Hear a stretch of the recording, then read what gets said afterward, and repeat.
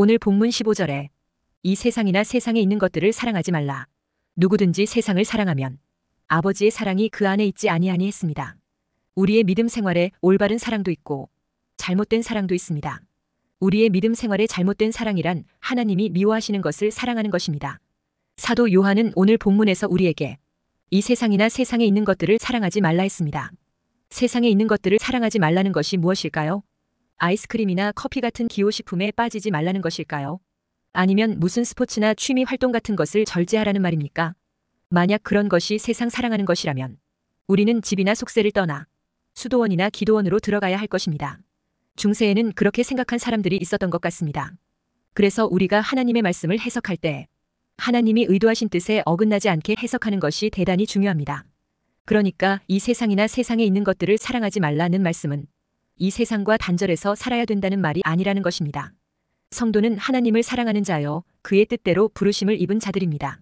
그래서 로마서 8장 28절에 우리가 알거니와 하나님을 사랑하는 자, 곧 그의 뜻대로 부르심을 입은 자들에게는 모든 것이 합력하여 선을 이루느니라 했습니다. 여기서 말하는 그의 뜻이 무엇입니까? 여기서 뜻으로 번역한 헬라어 프로데시스는 일반적으로 진설, 제시, 계획, 목적, 의도 등의 의미로 사용됩니다. 즉 구원받은 성도가 된 것은 인간의 계획이나 선택이 아니라 하나님의 주권적 계획이라는 것입니다. 그러므로 구원받은 성도는 더 이상 죄의 정욕에 끌려 살지 말고 하나님을 사랑하며 하나님의 거룩하심을 따라 거룩한 삶을 추구하며 살도록 부르셨다는 것입니다. 그런데 세상 임금인 마귀는 구원받은 하나님의 자녀들을 온갖 욕심과 유혹으로 미혹하여 죄짓게 만들어 하나님을 떠나게 합니다. 그러므로 성도가 온갖 욕심과 유혹으로 이끄는 세상을 사랑하면 하나님을 사랑할 수 없습니다. 그래서 성도는 죄의 미혹에 떨어지게 하는 세상 사랑을 단호하게 거부해야 합니다. 마태복음 6장 24절에 한 사람이 두 주인을 섬기지 못할 것이니 혹 이를 미워하며 저를 사랑하거나 혹 이를 중히 여기며 저를 경히 여김이라. 너희가 하나님과 재물을 겸하여 섬기지 못하느니라 했습니다. 성도는 재물과 하나님을 동시에 사랑할 수 없습니다. 그래서 야고보서 4장 7절 8절에 그런즉 너희는 하나님께 복종할지어다 마귀를 대적하라. 그리하면 너희를 피하리라. 하나님을 가까이 하라. 그리하면 너희를 가까이 하시리라. 죄인들아 손을 깨끗이 하라. 두 마음을 품은 자들아 마음을 성결하게 하라 했습니다. 구원받은 성도는 하나님과 세상을 겸하여 사랑하는 것이 불가능합니다. 그런데 마귀는 자꾸 이게 가능한 것처럼 거짓으로 교묘하게 성도들의 눈과 귀를 속이고 있습니다. 성도가 죄 가운데 떨어지는 것은 먼저 정욕에 이끌려 스스로 속았기 때문입니다. 그래서 야고보서 1장 14절 15절에 오직 각 사람이 시험을 받는 것은 자기 욕심에 끌려 미혹됨이니 욕심이 잉태한즉 죄를 낳고 죄가 장성한즉 사망을 낳느니라 했습니다.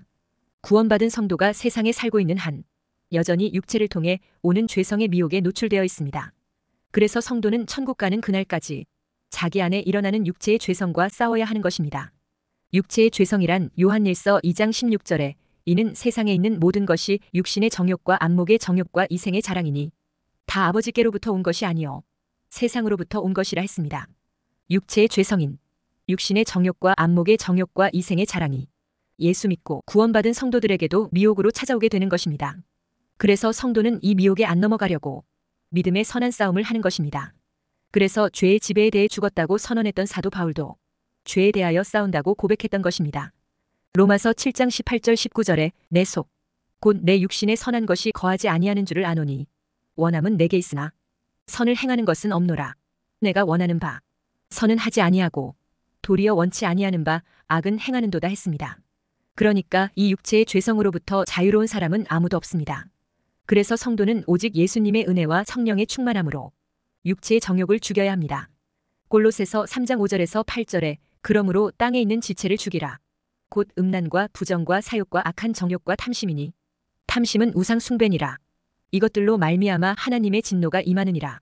너희도 전에 그 가운데 살 때에는 그 가운데서 행하였으나 이제는 너희가 이 모든 것을 벗어버리라. 곧 분함과 노여움과 악의와 비방과 너희 입에 부끄러운 말이라 했습니다. 성도이지만 아직도 음란과 부정과 사욕과 악한 정욕과 탐심이 지배하는 사람은 육체의 사욕에 순종하고 자기 지체를 불의의 병기로 죄에게 내어주는 자가 되는 것입니다. 이렇게 되면 결국 믿음에서 떠나게 되고 심판받게 됩니다. 그런데 왜 이 육체의 정욕에 자꾸 떨어집니까? 그것은 과감하게 대적하고 싸우지 않기 때문입니다. 그래서 히브리서 12장 4절에 너희가 죄와 싸우되 아직 피 흘리기까지는 대항하지 아니하고 했습니다. 육신의 정욕과 안목의 정욕과 이생의 자랑과 싸우되 피 흘리기까지 대항하며 싸워야 합니다. 그러려면 마음과 자세가 중요합니다. 첫째, 우리는 음란, 부정, 사욕, 악한 정욕, 탐심으로 이끄는 이 세상 사랑에서 마음을 지켜야 합니다. 그러나 음란, 부정, 사욕, 악한 정욕, 탐심을 가까이 하는 사람이라면 하나님을 사랑하는 마음이 그 속에 없는 사람입니다. 그래서 오늘 본문 15절에 이 세상이나 세상에 있는 것들을 사랑하지 말라. 누구든지 세상을 사랑하면 아버지의 사랑이 그 안에 있지 아니하니 했습니다. 내가 세상에서 무엇을 보고 살아가느냐 하는 것은 중요합니다. 눈에 보이는 것이 마음을 이끕니다. 눈이 가는 곳에 마음이 항상 함께하기 때문입니다. 그래서 눈과 마음이 따로 놀 수 없습니다. 그 사람의 눈을 보면 그 사람의 마음을 알 수 있습니다. 눈에 보는 대로 삶이 끌려간다고 해도 과언이 아닙니다. 사도 요한은 이것을 안목의 정욕이라고 했습니다. 눈이 가진 욕심이 그 삶을 어떻게 지배하는지를 잘 보여주는 말입니다. 안목의 정욕은 하나님께로부터 온 것이 아니라 세상으로부터 왔다고 말씀합니다. 그런데 눈이 문제가 아니라 눈을 통해 보이는 마음의 정욕이 문제입니다. 그래서 똑같은 것을 보는데 그것이 욕심일 수도 있고 비전일 수도 있습니다. 안목의 정욕으로 가는 눈은 오로지 육신과 세상의 눈으로만 봅니다. 그러므로 안목의 정욕으로 보는 눈은 세상 욕망으로 가득 차 있습니다. 그런 눈에는 하나님 나라가 보이지 않습니다. 그저 땅에서 잘 먹고 잘 살고 즐기는 일만 보이는 것입니다. 하나님 나라와 그의 의가 보이지 않습니다. 그러니 최후 심판대 앞에 서는 자신의 모습도 보이지 않는 것입니다. 그저 땅에서 많이 누리는 것만 보이는 것입니다. 그래서 온갖 부정과 불의와 손잡고 목적을 위해서는 수단과 방법을 따지지 않고 성취하려고 하는 것입니다. 이러니 지나간 날에 많은 불의와 부정과 악이 쌓여 있는 것입니다. 그래도 오늘 잘 먹고 잘 살고 큰 소리치며 사는 것을 성공이라고 위안을 삼으며 합리화하고 사는 것입니다. 부패한 세상과 짝이 되어 살게 하는 안목의 정욕에 잡힌 사람들 중에는 큰 도둑들이 있습니다. 또한 그들은 주로 많이 배운 사람들이고 권력 맛을 본 사람들입니다. 대체적으로 서민들은 양심을 팔아먹거나 악을 통해 부를 축적하려고 하지는 않습니다. 그런데 좀 배운 사람들과 뭔가를 좀 더 가진 자들이 나라를 팔아먹는 일도 서슴지 않고 악과 손을 잡는 일도 괴념치 않는 것입니다. 이들의 눈에는 하나님 앞에서의 마지막 심판대가 보이지 않습니다. 오직 지금 눈에 보이는 것이 전부라고 생각합니다. 그러니 자신에게 주어진 권력과 힘을 철저하게 자신의 욕망을 위해 사용합니다. 이런 사람들이 국회의사당 쪽에 가면 차고 넘칩니다. 이런 사람들은 자기 이미지 관리에 많은 공을 들입니다. 가난하고 힘들고 억울하고 지친 사람들을 위해 뭔가를 하고 있다는 연출에 능한 사람입니다. 그러다가 결정적인 순간에 부정과 악과 결탁하여 자신의 성공과 명예를 앞당기려고 하는 것입니다. 그래서 결국 부패한 엉터리는 부패한 흔적을 결정적으로 남기는 법입니다. 이 정도쯤 되면 안목의 정욕의 여정이 끝나는 것이 자연스러운 것인데 오늘날은 유튜브의 광신적인 팬덤 문화로 인해 사람들을 광신자로 끌어들여서 거기에 하수인이 되도록 만들고 있습니다. 오늘날 정치 문화는 사이비 광신도 집단을 방불케 할 정도입니다. 부정과 불의로 자기 욕심을 추구하면서도 정의의 사도가 되어 있는 사람들이 많습니다. 또 그런 광신적 행태에 하수인이 되고 종이 되어 있는 사람이 너무도 많습니다. 참으로 어두운 말세입니다. 정말로 미치고 빠져야 할 공의의 하나님께는 정신을 바짝 차리고 안 믿어진다며 요리조리 빠져나갑니다. 그런데 세상의 사기꾼들에게는 쉽게 마음 주고 돈 주고 시간까지 갖다 바치고 있습니다. 참으로 안타까운 모습이 아닐 수 없습니다. 오늘날 안목의 정욕이 가장 많이 나타나는 곳 중에 하나가 바로 결혼입니다. 결혼만큼 안목의 정욕이 치열한 곳도 없습니다. 결혼 앞에는 하나님도 말씀도 비전도 다 후순위가 됩니다. 오직 안목의 정욕이 우선순위입니다. 하나님의 약속도 보이지 않고 들리지 않습니다. 외모, 직장, 아파트, 돈, 건강, 가정 등이 우선순위가 됩니다. 이런 것이 결혼을 위해서 필요한 것은 맞습니다. 그러나 그것이 우선순위는 아닙니다. 그래서 안목의 정욕이 발동하면 그 사람의 됨됨이를 보지 못하게 합니다. 성품이 아무리 좋아도 외모가 아니면 싫다고 합니다. 신앙이 좋고 성품이 좋아도 직장이 없으면 좋지 않다고 합니다. 신앙이 없어도 직장과 외모만 좋으면 오케이 합니다. 사는데 성품보다 집이 더 중요하다고 생각합니다. 만약 살다가 마음이 들지 않으면 헤어지면 된다는 생각을 하고 있습니다. 그러니 태어난 아이도 버리게 되는 것입니다. 이렇게 어디를 보고 있는지, 무엇을 보고 있는지 그 보는 것이 우리의 삶을 철저하게 지배합니다. 욕망의 사람인지 사명의 사람인지 분명하게 나타납니다.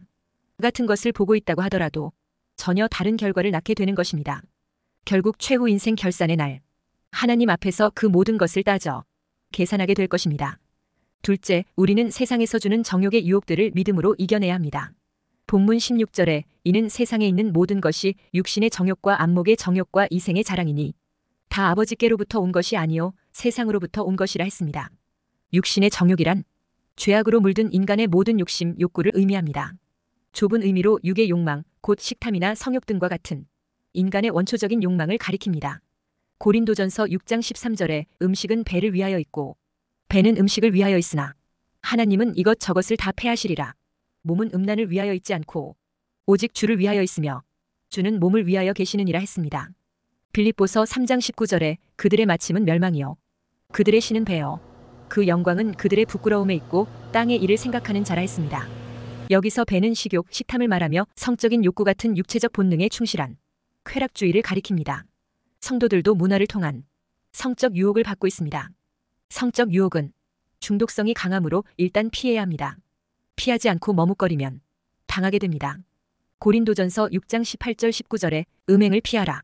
사람이 범하는 죄마다 몸 밖에 있거니와 음행하는 자는 자기 몸에 죄를 범하느니라. 너희 몸은 너희가 하나님께로부터 받은 바 너희 가운데 계신 성령의 전인 줄을 알지 못하느냐. 너희는 너희 자신의 것이 아니라 했습니다. 안목의 정욕이란 눈으로 보는 것에 대한 욕망을 의미합니다. 사람의 눈이 보고 싶어하는 것이 항상 악하지는 않지만 육체와 마찬가지로 죄를 짓는 도구로 사용되는 경우가 많습니다. 에덴 동산에서 하와가 안목의 정욕의 시험에 넘어가 인류가 죽음의 파멸에 이르게 되었습니다. 그러므로 우리는 무엇을 추구하며 볼 것인가? 보는 것에 유의해야 합니다. 또한 이생의 자랑은 인간이 누리고 있는 명예와 재산을 뜻하기도 합니다. 그러니까 재물을 자랑하고 신뢰하여 교만하게 되면 하나님을 의지하지 않게 됩니다. 그것이 이생의 자랑의 시험입니다. 또한 물질에 대한 탐심은 인간의 영혼을 어둡게 만듭니다. 그런데 이런 유혹들은 이미 에덴 동산에서 첫사람 아담과 하와가 마귀로부터 받았던 것들입니다. 창세기 3장 5절 6절에 너희가 그것을 먹는 날에는 너희 눈이 밝아져 하나님과 같이 되어 선악을 알 줄 하나님이 아심이니라. 여자가 그 나무를 본즉 먹음직도 하고 보암직도 하고 지혜롭게 할 만큼 탐스럽기도 한 나무인지라. 여자가 그 열매를 따먹고 자기와 함께 있는 남편에게도 주매 그도 먹은지라 했습니다. 여기서 먹음직도 하고라는 것은 육신의 정욕에 해당하고 보암직도 하고는 안목의 정욕 그리고 지혜롭게 할 만큼 탐스럽기도 하는 이생의 자랑에 해당합니다. 결국 첫사람 아담과 하와는 마귀의 유혹을 이기지 못하여 하나님께서 금하신 선악을 알게 하는 나무의 실과를 먹음으로써 죄를 범하여 타락하고 죽게 되었습니다. 이처럼 최초의 인간인 아담과 하와가 하나님의 말씀에 불순종함으로써 모든 인간에게 죄가 들어오고 죄로 말미암아 사망이 왔습니다. 그런데 말씀이 육신이 되어 오신 예수 그리스도는 마귀로부터 오는 시험들을 이겨내었습니다. 그리고 그 승리를 하나님의 백성들에게 전가해 주셨습니다. 이것은 창세기 3장의 아담과 하와의 실패가 마태복음 4장에서 예수님에 의해 완벽하게 회복됩니다. 그래서 로마서 5장 12절에서 15절에 이렇게 말씀합니다. 그러므로 한 사람으로 말미암아 죄가 세상에 들어오고 죄로 말미암아 사망이 들어왔나니 이와 같이 모든 사람이 죄를 지었으므로 사망이 모든 사람에게 이르렀느니라. 죄가 율법 있기 전에도 세상에 있었으나 율법이 없었을 때에는 죄를 죄로 여기지 아니하였느니라. 그러나 아담으로부터 모세까지 아담의 범죄와 같은 죄를 짓지 아니한 자들까지도 사망이 왕 노릇하였나니 아담은 오실 자의 모형이라. 그러나 이 은사는 그 범죄와 같지 아니하니 곧 한 사람의 범죄를 인하여 많은 사람이 죽었은즉 더욱 하나님의 은혜와 또한 한 사람 예수 그리스도의 은혜로 말미암은 선물은 많은 사람에게 넘쳤느니라 했습니다. 예수님은 마태복음 4장에서 3년의 공생애 전에 광야에서 40일을 금식하면서 마귀에게 3번의 시험을 당했습니다. 첫 번째 시험은 돌들로 떡덩이가 되게 하라는 시험입니다. 40일간 금식하신 예수님에게 육신의 정욕을 자극한 것입니다. 두 번째 시험은 예수님을 성전 꼭대기에 세우고 뛰어내리라. 그러면 천사가 너를 다치지 않게 보호할 것이다 하면서 이생의 자랑을 자극했습니다. 그리고 세 번째 시험은 지극히 높은 산으로 가서 천하만국과 그 영광을 보여주며 내게 엎드려 경배하면 이 모든 영광을 내게 주리라 하면서 안목의 정욕에 대한 시험을 했습니다. 예수님은 이 3번의 시험 앞에 기록된 성경 말씀에 의지하여 극복하고 이겼습니다. 이로써 첫 아담이 마귀에게 유혹당하고 실패하여 죽게 된 것을 회복해 주셨습니다. 또한 예수님은 하나님께 불순종한 첫 아담의 죄와 저주를 마지막 아담이 되어 세상에 오셔서 십자가 죽음으로 인간의 모든 죄와 저주를 모두 속량해 주었습니다. 그래서 고린도전서 15장 45절에 기록된 바 첫사람 아담은 산 영이 되었다. 함과 같이 마지막 아담은 살려주는 영이 되었나니 했습니다. 뿐만 아니라 예수님은 죽은 자 가운데서 부활함으로 사망의 권세 잡은 자 곧 마귀로부터 우리 인간을 구원시켜 주었습니다. 이것이 우리 성도가 이 세상을 거부해야 할 이유입니다. 아담이 세상과 마귀의 미혹에 넘어가 모든 인생이 죽게 되었습니다. 그러나 예수님은 그 죽게 된 인간을 위해 친히 세상과 마귀의 시험을 이기고 죽기까지 희생하여 우리를 사망에서 건져내신 것입니다. 그런 끔찍한 세상과 정욕을 우리가 다시 짝하며 산다는 것은 스스로 멸망으로 들어가고 예수님의 죽음을 헛되게 만드는 것입니다. 그러므로 우리는 그 세상과 정욕을 거부해야 합니다. 셋째, 이제 우리는 일시적이고 지나가는 세상과 정욕을 따르지 말고 영원한 하나님의 뜻을 따라서 살아야 합니다. 본문 17절에 이 세상도 그 정욕도 지나가되 오직 하나님의 뜻을 행하는 자는 영원히 거하느니라 했습니다. 우리가 세상을 사랑하지 말아야 하는 이유는 이 세상이나 그 정욕은 영원하지 않기 때문입니다. 세상의 모든 것은 다 일시적입니다. 그래서 이 세상도 그 정욕도 지나간다고 했습니다. 이 세상의 모든 것들은 그 존재 자체가 사라지는 것들입니다. 사라진다는 것은 그 당시의 극장의 모습에서 온 단어입니다. 공연의 한 단원이 마치면 커튼이 내려오고 무대의 소품들은 무대에서 옮겨집니다. 그리고 다음 장면을 위해서 새로운 소품들을 무대에 갖다 둡니다. 우리에게 있는 모든 것은 연극의 소품과도 같습니다. 우리에게 이 세상의 것은 영원한 것이 아무것도 없습니다. 사도 요한은 하나님을 대적하는 세상의 시스템은 연극의 한 장면과 같다는 것입니다. 한 장면이 마치면 커튼이 내려지고 소품을 치웁니다. 이와 같이 이 세상의 제도나 시스템은 사라지게 될 것입니다. 이는 하나님께서 너는 흙이니 흙으로 돌아가라는 것과 같은 것입니다. 이 세상에서 영원한 것은 아무것도 없습니다. 우리가 소유하거나 성취한 것은 영원하지 않습니다. 이 세상에서 영원한 것은 하나님과 그분의 말씀과 나라입니다. 이 세상에 있는 것은 지나가지만 하나님의 뜻을 행하는 사람은 영원히 거한다고 했습니다. 그러므로 우리가 살아가는 삶에 대하여 조심해야 합니다. 어느 날 하나님께서 우리 인생의 삶의 커튼을 내리실 것입니다. 하나님께서 우리의 인생이 마쳤다고 할 것입니다. 그러면 이제 세상의 모든 것들이 내게서 사라지게 되는 것입니다. 그러므로 오늘날 우리는 무엇을 사랑하며 살아가야 합니까? 우리는 세상의 것들을 사랑하지 말아야 합니다. 대신에 우리는 예수님과 하나님을 사랑하는 삶을 살아야 합니다. 세상은 우리를 결코 만족시키지 못합니다. 그리고 우리가 이 세상에서 사랑하는 그 모든 것은 사라지게 될 것입니다. 이런 세상을 우리가 사랑하지 않는 비결은 마음에 하나님을 우선순위로 모시는 것입니다. 이 세상은 결국 사라지게 될 것이며 성도들은 이곳에 영원히 머무르지 못하고 떠나게 될 것입니다. 그러니 세상은 우리가 의지할 것이 되지 못합니다. 그런데 인간이 욕심에 눈이 어두워 유혹을 받아 이 세상을 의지하며 살아가게 되면 허무한 결과만 남게 됩니다. 한순간에 지나가고 사라지는 세상에서 영원하신 하나님을 믿고 의지하고 그분을 사랑한 것은 영원합니다. 그것이 참으로 복된 인생입니다. 베드로전서 1장 23절에서 25절에 너희가 거듭난 것은 썩어질 씨로 된 것이 아니요 썩지 아니할 씨로 된 것이니 살아있고 항상 있는 하나님의 말씀으로 되었느니라. 그러므로 모든 육체는 풀과 같고 그 모든 영광은 풀의 꽃과 같으니 풀은 마르고 꽃은 떨어지되 오직 주의 말씀은 세세토록 있도다 하였으니 너희에게 전한 복음이 곧 이 말씀이니라 했습니다. 금방 사라질 세상과 정욕이 아니라 세세토록 있는 말씀을 따라 살게 되시기를 축원합니다.